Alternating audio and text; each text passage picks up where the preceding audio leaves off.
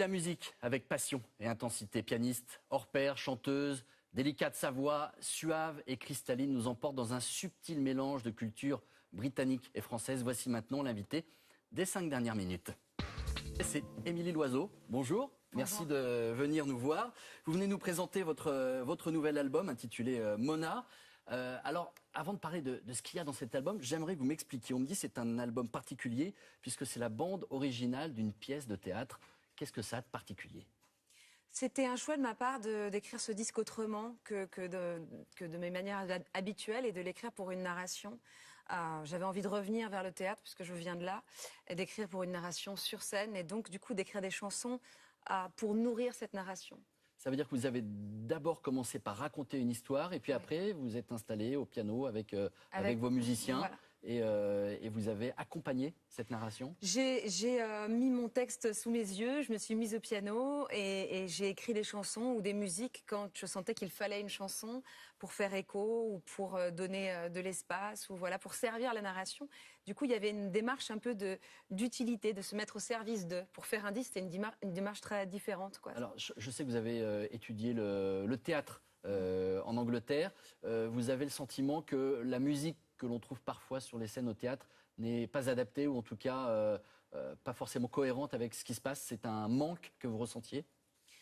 C'est surtout que j'avais très envie d'écrire un disque différemment et j'avais très envie aussi de vivre la scène autrement, de vivre le concert autrement et donc de créer à la fois une pièce de théâtre musicale et à la fois un concert, mais de pouvoir explorer une scène et une scénographie un peu plus en 3D. C'était vraiment une recherche, une volonté de changer la donne, de me mettre un peu en danger. Voilà. Alors donc votre album, le 7e de votre carrière s'appelle non, Mona. pas le 7e, me vieillissez pas. Non, le 4e. 4e, pardon, excusez-moi.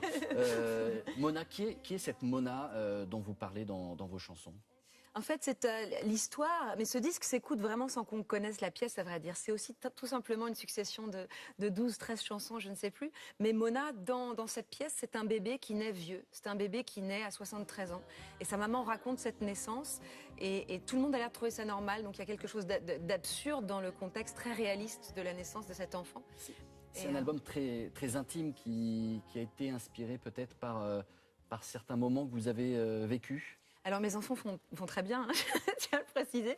Les enfants ont bien leur âge. Mais oui, cette Mona est rattrapée par une psychose à un moment donné dans la pièce et donc est confrontée à l'univers des hôpitaux psychiatriques, de la maladie, du déséquilibre psychique.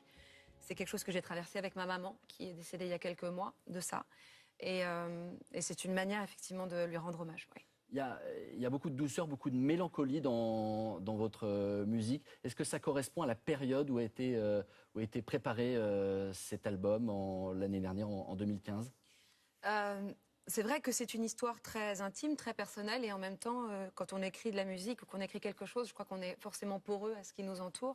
C'est un album qui cherche la lumière, qui a des moments très barrés, très drôles, mais aussi une mélancolie, effectivement, mais qui cherche la lumière. Et c'est vrai que tout ce qu'on a traversé depuis 1 an et demi, de Charlie en passant par ses corps sur les plages et le Bataclan, oui, et l'actualité, il y a une porosité évidemment pour moi en tous les cas dans l'écriture de ces chansons. Ouais. Alors, vous allez donc interpréter un extrait. Mona, juste une petite précision, expliquez-moi. Vous allez chanter pieds nus. Est-ce que ça vous arrive souvent ? Je suis désolée, mais j'ai vraiment du mal avec les chaussures quand je chante. Je les enlève à chaque fois, donc bon, finalement, j'en mets plus. Eh ben, vous êtes ici chez vous. Merci. Mona, donc, avec à vos côtés, Chaba Palotai.